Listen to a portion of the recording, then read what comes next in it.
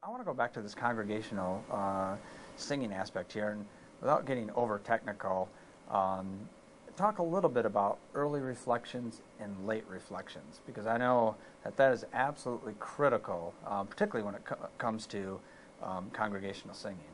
Right. So for congregational singing, we're trying to maximize the early reflections.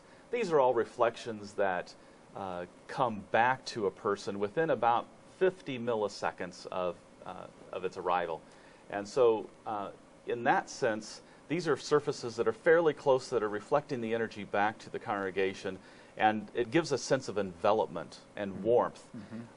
Late, we can counter that with late reflections. Late reflections are reflections off of, say, the back wall that come back to the platform or off the balcony face.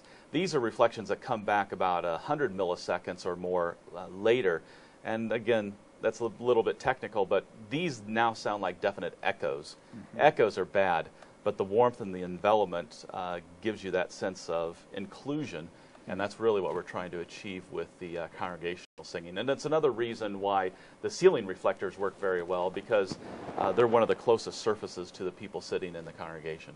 Sure. Yeah, you've got your floor, obviously, and your ceiling. Now, would this be a fair analogy to say that early reflections are like reverb and late reflections are like delay or, echo, echoes, yeah. Kind of thing? Yeah. So if you don't want the hey, hey, hey, hey thing, but you would definitely want the warmth that a reverb would bring.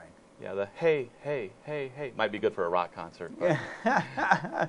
For certain aspects, because you can't control it just on voice. And the snare drum might get a little obnoxious after that, that's for sure. Well, you've been involved in the design of numerous spaces. I can think of many rooms that I walk into that you and your company have been involved in, from designing the acoustical design as well as the system design. I want to shift just a little bit and let you talk a little bit about systems design, and I want you to kind of transition and talk about what if you get into a room that has some acoustical issues. Is there anything you can do system-wise to kind of maybe put a Band-Aid or to at least not make that situation any worse? Well, you asked me earlier what the first most common problem is with churches. I'll say that the second most common problem is this myth that you can fix any acoustical issues electronically. It just doesn't happen. And quite frankly, it's a lot less expensive to fix it acoustically first, and then try to enhance it or try to solve some of the issues perhaps through electronics. But a good performing acoustical room is going to be much less expensive to treat electronically rather than a poorly performing acoustical room that you're going to have to spend a lot of money to try to fix electronically. So we walk into systems and we see these feedback exterminators and so on, for example. A lot of the times those are just due to the fact that the system hasn't been designed properly in the first place, or that the room just doesn't perform well acoustically. And so we'll come in, we'll treat the back wall perhaps, or we'll change the speaker configuration slightly. And a lot of times those feedback exterminators can go away.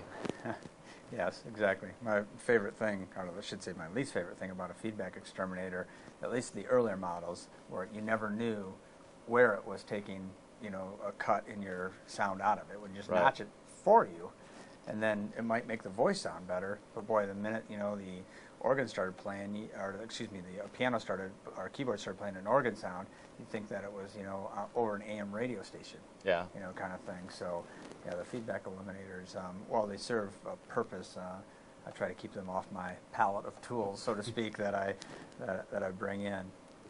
Now, speaker technology has definitely changed in the last 10 years, and line arrays have become extremely popular. Talk to me a little bit about why a line array might be a good solution, particularly in a church that has a very large back wall that's kind of parallel to the stage. Well, one of the great things about line arrays is that we're able to distribute fairly even sound pressure level throughout a very large space. It's one of the reasons why you see them being used in touring rock concerts all over the place. Sure. But just like any tool, one of my favorite sayings is if all you have is a hammer, everything looks like a nail.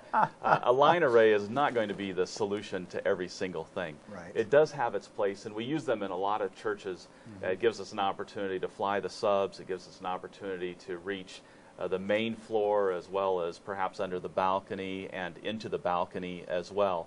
If we have a big flat wall on the back, it also gives us an opportunity to treat those, but also orient the line arrays in such a way that we're just not spilling a lot of acoustical energy to those locations in the first place. Yeah, you bet, definitely. What I think, at least what I've found is, in a situation where I've gone into an existing facility and there's been, a back wall that is, parallel and creating problems, we've been able to just treat it only up to maybe an 8 or 10 foot level, rather than treating it up extremely high, because we can get the sound system, the line array, to spill off before it gets up, that high on the wall.